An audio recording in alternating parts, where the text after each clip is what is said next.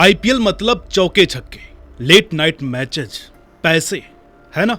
लेकिन इन सभी के पीछे आज तक छुपी हुई उन डार्क स्टोरीज का क्या, जो आपको कोई बताना नहीं चाहता कि आप कहीं सवाल न उठाने लगे। आज जिन जडेजा पर आरआर और सीएसके वाले इतना प्यार लुटा रहे हैं, यही आरआर उनका आईपीएल करियर 2010 में ही खत्म करने वाली थी और सीएसके 2012 में। क्यों सहवाग पंजाब किंग्स को अचानक छोड़ चुके थे, किसने उनकी सरेआम बेइज्जती की थी और किसकी इतनी हिम्मत कि दादा को कप्तानी से बिना बताए हटा दिया था। ये वो कहानियां हैं जिनकी आज हम बात करेंगे। क्यों डॉन ब्रैडमैन के एडवाइजर आकाश चोपड़ा को नफरत फैलाने के चक्कर में रातों रात इंडिया वापस भेज दिया था केकेआर ने। वैसे नफरत किस हद तक पर्सनल टारगेट में कन्वर्ट हो जाती है वो आरसीबी और सीएसके फैंस समझ सकते हैं। उनके म्यूचुअल हेट्रेड पर डीप रिसर्च के बाद ये वीडियो हमने बनाई है, जिसका लिंक आपको कमेंट में पिन मिल जाएगा। इस वीडियो से आपको पता चलेगा कि आरसीबी से सालों पहले कैसे सीएसके ने बदतमीजी का आगाज किया था और आज उनकी वही गोली आरसीबी वाले उन्हें ही खिला रहे हैं। बहुत ही जबरदस्त वीडियो है, एक बार देखिएगा जरूर, मजा ना आए तो कहना। लेकिन आज की वीडियो आईपीएल की अननोन डार्क स्टोरीज पर। नमस्कार, मेरा नाम अनुराग सूर्यवंशी और आप देख रहे हैं क्रिक माइंड। राजस्थान जिस खिलाड़ी की वापसी को लेकर होम कमिंग का नारा बुलंद कर रहे हैं, वो इसी राजस्थान की वजह से 2010 में एक ऐसे पचड़े में फंसे थे कि उनका पूरा करियर ही दांव पर लग गया था। सीन ऐसा हुआ कि जडेजा पर पूरे 1 साल का बैन ठोक दिया गया और उन्हें 2010 का पूरा सीजन घर बैठना पड़ा। आज ये सवाल उठता है कि क्या वाकई जडेजा की गलती थी या उन्हें बलि का बकरा बनाया गया। देखिए, कहानी शुरू होती है 2008 में। तब जडेजा एक अंडर 19 खिलाड़ी थे, तो राजस्थान रॉयल्स ने उन्हें सिर्फ 20 लाख की बेस प्राइस पर खरीद लिया था। 1 साल में जडेजा टीम इंडिया के स्टार बन चुके थे। उनके पास बीसीसीआई का 40 लाख वाला कॉन्ट्रैक्ट था, लेकिन राजस्थान रॉयल्स उन्हें अभी भी वही बच्चों वाली 20 लाख की सैलरी दे रही थी, जबकि उनके साथ के बाकी खिलाड़ी उनसे 10 गुना ज्यादा कमा रहे थे। अब यह था कि राजस्थान के साथ उनका कॉन्ट्रैक्ट 31 दिसंबर 2009 को खत्म हो गया था। अब हमारे रॉकस्टार को लगा कि भाई अब मैं तो आजाद हूँ, जहाँ ज्यादा पैसा मिलेगा वहीं जाऊंगा। यहीं से शुरू हुआ असली ड्रामा। हुआ ये कि जडेजा ने छिप छिप कर मुंबई इंडियंस के मालिकों से मिलना शुरू किया। उन्होंने अपना कॉन्ट्रैक्ट मुंबई वालों को भेजा और यहाँ तक कि चोरी छुपे उनके साथ प्रैक्टिस भी की। जडेजा को लगा वो तो आजाद पंछी है, तो उन्होंने सीधा बोर्ड से पूछ लिया, भाई मुझे मुंबई जाना है, इजाजत दे दो। बस फिर क्या था, राजस्थान रॉयल्स के मालिकों का ईगो हर्ट हो गया। उन्होंने सीधे ललित मोदी और शशांक मनोहर को फोन घुमा दिया कि देखो भाई, मुंबई इंडियंस हमारे लड़के को उड़ा ले जा रही है। बस फिर होना क्या था, नियमों से खिलवाड़ करने के चक्कर में जडेजा पर पूरे 1 साल का बैन लगा दिया गया। उनका जुर्म क्या था, बस ये कि अपनी काबिलियत के हिसाब से ज्यादा पैसे मांग रहे थे। रिपोर्ट्स दावा करती हैं कि जडेजा ने हाथ पैर जोड़े, गिड़गिड़ाए कि भाई मेरा करियर बर्बाद हो जाएगा, लेकिन बोर्ड के बड़े साहबों ने उनकी एक नहीं सुनी। मजे की बात देखिए, मुंबई इंडियंस जैसी बड़ी टीम को सिर्फ एक मामूली सी डांट देकर के छोड़ दिया गया, लेकिन सारा गुस्सा उस 21 साल के लड़के पर निकाल दिया गया। 2 साल बाद फिर से जड्डू के साथ एक कांड हुआ। 2012 के उस ऑक्शन में जो कुछ भी हुआ ना, उसे देख करके समझ में आता है कि पर्दे के पीछे असली पैसे का खेल कैसे चलता है। वैसे तो दुनिया को यही दिखाया जाता है कि आईपीएल में सब कुछ दूध का धुला और साफ सुथरा है, लेकिन जब रविंद्र जडेजा का मामला आया तो एक ऐसा अतरंगी नियम निकला जिसने इस खेल को किसी जासूसी फिल्म जैसा बना दिया। इसे नाम दिया गया था साइलेंट टाई ब्रेकर। सीन कुछ ऐसा था कि कोची टस्कर्स की टीम बंद हो चुकी थी और जडेजा आ गए थे फिर से नीलामी में। उनकी शुरुआती कीमत तो सिर्फ $1 लाख थी, पर सबको पता था कि ये लड़का हीरा है। चेन्नई सुपर किंग्स और डेक्कन चार्जर्स के बीच ऐसी खतरनाक बिडिंग वॉर छिड़ी कि देखते ही देखते दोनों टीमें अपने आखिरी लिमिट यानी $2 मिलियन पर पहुंच गई। अब भाई सैलरी कैप की वजह से इससे ऊपर तो कोई जा नहीं सकता था, तो मामला बुरी तरीके से फंस गया। यहीं पर एंट्री भी उस विवादित रूल की जिसे ललित मोदी ने 2010 में बनाया था। ऑक्शन ने कहा, भाई अब दोनों टीमें एक बंद लिफाफे में अपनी अपनी सीक्रेट बोली लिखकर हमें दे दे, यानी वो पैसा जो $2 मिलियन की लिमिट के ऊपर होगा। अब यहाँ से कहानी में आता है असली डार्क मूव। लिफाफे खुले और सीएसके जीत गई। खबरें तो यहाँ तक थी कि सीएसके ने $1 मिलियन से भी कहीं ज्यादा का एक्स्ट्रा पैसा लिखा था। अब आप सोचेंगे कि जडेजा की किस्मत चमक गई और उन्हें $3 मिलियन से ज्यादा मिलेंगे, तो भाई आप यहीं धोखा खा गए। नियम ऐसा था कि जडेजा को सिर्फ उनके पुराने कॉन्ट्रैक्ट के हिसाब से $9.5 लाख ही दिए गए और वो जो करोड़ों रुपए सीएसके ने सीक्रेट बोली में दिए थे, वो खिलाड़ी को मिलने के बजाय सीधे बीसीसीआई की तिजोरी में चले। मतलब खिलाड़ी की वैल्यू बढ़ी पर मलाई भोड़ खा गया। एक हिस्सा आईपीएल के उस चेहरे को नंगा कर देता है जहां बराबरी की बातें तो बहुत होती है, पर असल में ये सिर्फ अरबपतियों का सेट किया हुआ एक मैदान है। उस वक्त भी कई लोगों ने कहा था ये नियम सिर्फ इंडिया सीमेंट्स या रिलायंस जैसी बड़ी कंपनियों को फायदा पहुंचाने के लिए, ताकि अपनी ताकत के दम पर छोटी टीमों को कुचल सके। जड्डू ने भी डीसी से ऐसा बदला लिया कि पूरी दुनिया देखती रह गई। दरअसल 7 अप्रैल 2012 को विशाखापट्टनम में एक हाई प्रेशर मैच था।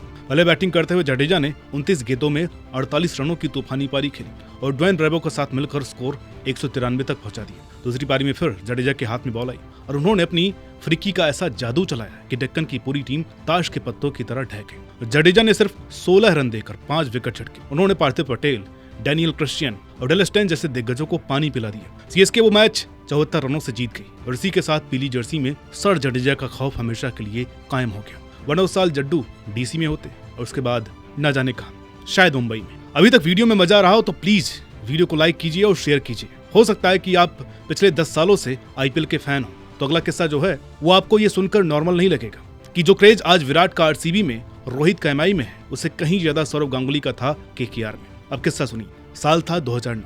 इंडिया में इलेक्शन की वजह से पूरा टूर्नामेंट साउथ अफ्रीका को शिफ्ट हो गया। केकेआर सितारों से सजी टीम लेकर वहां पहुंची थी, लेकिन उन्हें क्या पता था कि उनके अपने हेड कोच ऑस्ट्रेलिया के जॉन बुकानन उनके लिए एक साइकोलॉजिकल डरावना प्लान तैयार कर चुके। इस वक्त बुकानन भाई साहब पर अमेरिकन फुटबॉल और बेसबॉल का खुमार चढ़ा हुआ था। उन्हें लगा कि टी20 क्रिकेट इतना फास्ट है कि इसमें पुराने जमाने की कप्तानी काम नहीं आएगी। तो उन्होंने पेश की अपनी मल्टीपल कैप्टन थ्योरी। मतलब टीम का कोई एक कप्तान नहीं होगा, बल्कि Saurav Ganguly, Brendon McCullum, Chris Gayle और ब्रैड हॉज ये सब मिलकर कप्तानी करेंगे। लेकिन भाई बात जब इंडियन क्रिकेट और खासकर कोलकाता की हो तो वहाँ सौरव गांगुली यानी दादा सिर्फ एक खिलाड़ी नहीं है, भगवान है। दादा का पारा 7वें आसमान पर पहुंच गया। जब मीडिया ने पूछा कि क्या आपको ये बेइज्जती महसूस हो रही है तो गांगुली ने ऐसा तंज किया कि बुकानन की बोलती बंद हो गई। दादा बोले, कल को मैं भी खड़ा होकर कह सकता हूँ कि हमें 4 बैटिंग कोच चाहिए, 4 जॉन बुकानन चाहिए और शाहरुख खान कह सकते हैं कि हमें 6 एंडी बिलेट चाहिए।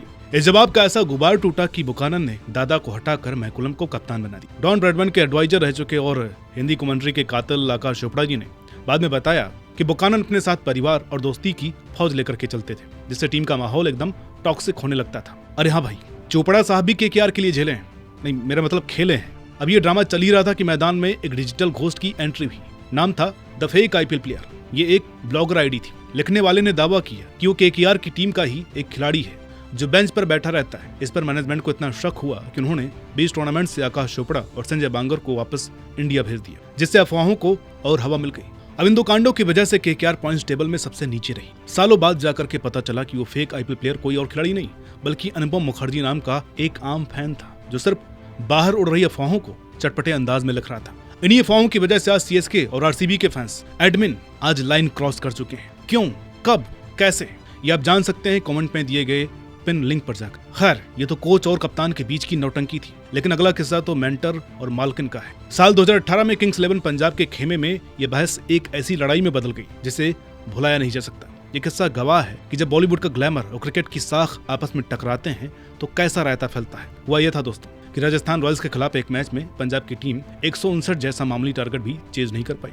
हार तो शर्मनाक थी, पर उससे भी ज्यादा बवाल मचा टीम के एक अजीब फैसले पर। उस मैच में कप्तान रविचंद्रन अश्विन को नंबर 3 बैटिंग के लिए भेज दिया गया, जबकि करुण नायर और मनोज तिवारी जैसे मजे हुए बल्लेबाज बाहर बैठे थे। नतीजा ये हुआ कि अश्विन 0 पर आउट हो गए और पूरी बैटिंग ताश के पत्तों की तरह ढह गई। अभी थके हारे खिलाड़ी बाउंड्री लाइन पार करके डगआउट तक पहुंचे भी नहीं थे कि टनल में ही धमाका हो गया। टीम की मालकिन प्रीति जिंटा ने टीम के मेंबर्स और स्टाफ के सामने ही मेंटर वीरेंद्र सहवाग को घेर लिया। प्रीति ने सबके सामने सहवाग की क्लास लगानी शुरू कर दी। उन्होंने सहवाग को जम करके खरी खोटी सुनाई कि टीम के साथ ये बेवजह के एक्सपेरिमेंट क्यों किए जा रहे हैं और इन गलत फैसलों की वजह से टीम हार रही है। खबरों की माने तो सहवाग ने उन्हें टैक्टिकल बातें समझाने की कोशिश की, लेकिन प्रीति सुनने को तैयार नहीं थी। सहवाग का ईगो बुरी तरीके से हर्ट हो गया। सहवाग ने इसका जवाब अपने ही अंदाज में दिया। उन्होंने प्रीति से बात करना बंद कर दी और सीधे बाकी मालिकों को अल्टीमेटम दे दिया। सहवाग ने साफ कह दिया कि या तो प्रीति को क्रिकेट के मामलों से दूर रखा जाए वरना वो टीम छोड़ रहे हैं। उन्होंने यहाँ तक कह दिया कि मैंने कभी उनकी एक्टिंग पर कमेंट नहीं किया तो वो मेरी क्रिकेट की समझ पर सवाल न उठाए। प्रीति ने बाद में ट्विटर पर आकर इसे फेक न्यूज बताया और मीडिया को चमकर के कोसा, पर भाई उनकी सफाई पर किसी ने यकीन नहीं किया क्योंकि ये पहली बार नहीं था। 2016 में खबर आई थी कि उन्होंने तब के कोच संजय बांगर को हार के बाद नौकरी से निकालने की धमकी दी थी, जिसे उन्होंने तब भी झूठ ही बताया था। अब आप ही बताइए कि भाई क्या सिर्फ टीम के शेयर खरीदने से किसी बॉलीवुड स्टार को ये हक मिल जाता है कि वो एक वर्ल्ड कप विनर लीजेंड को बताए कि बैटिंग ऑर्डर क्या होना चाहिए। ये मामला दिखाता है कि आईपीएल में कोच और मेंटर्स की हालत क्या होती है, जिन्हें हर वक्त अरबपतियों के नखरे झेलने पड़ते हैं। तो उम्मीद करते हैं कि आपको ये वीडियो अच्छी लग रही होगी। अब आखिरी किस्सा उस कड़वे सच पर है जिसे कहते हैं इंसान की कोई कीमत नहीं, सिर्फ उसके काम की कीमत है। अगर कोई एक ऐसा खिलाड़ी था जिसने आरसीबी को वो स्वैग, वो खौफ और वो असली एंटरटेनमेंट दिया तो वो थे खुद universe boss Chris Gayle. RCB के लिए 43 की औसत से 3163 रन कूटने वाले, रिकॉर्ड्स की धज्जियां उड़ाने वाले और 5-5 शतक जड़ने वाले गिल आरसीबी ब्रांड की असली पहचान थे। 2011 से 2017 तक उन्होंने आरसीबी को अपनी सेवाएं दी। जब 2018 का मेगा ऑक्शन पास आया तो आरसीबी मैनेजमेंट एक नए दौर की तरफ बढ़ रहा था। गिल ने खुद ये चौंकाने वाला खुलासा किया कि फ्रेंचाइजी ने उनसे सीधे बात की थी। उन्होंने गिल को भरोसा दिलाया था कि भाई आप हमारे सबसे बड़े स्टार हैं, हम आपको रिटेन करना चाहते हैं। गिल इस पक्के वादे के भरोसे बैठ गए और सुकून से इंतजार करने लगे कि वो फिर से चिन्नास्वामी स्टेडियम में रनों का तूफान लाएंगे। लेकिन फिर जो हुआ उसे गिल ने बाद में बड़े दुख के साथ बताया कि उन्होंने मुझसे कहा था कि मुझे टीम में रखना चाहते हैं, लेकिन उसके बाद उनका कभी कोई फोन ही नहीं आया। वैसे आरसीबी ने बिना बताए एक और खिलाड़ी को ऐसे ही छोड़ दिया था।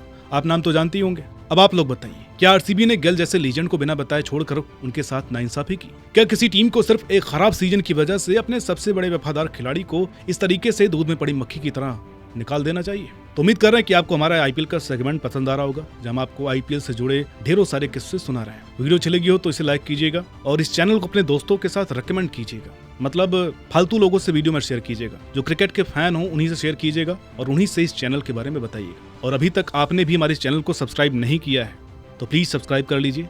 और हमें उम्मीद कर रहे हैं कि हम आईपीएल बीतते बीतते ज्यादा नहीं तो 90,000 सब्सक्राइबर्स तक पहुंच जाएंगे। अब देखते हैं आप लोगों की पावर, आप लोग हमें कहां तक पहुंचाते हैं। तो मिलते हैं आपसे अगली वीडियो में, तब तक के लिए नमस्कार।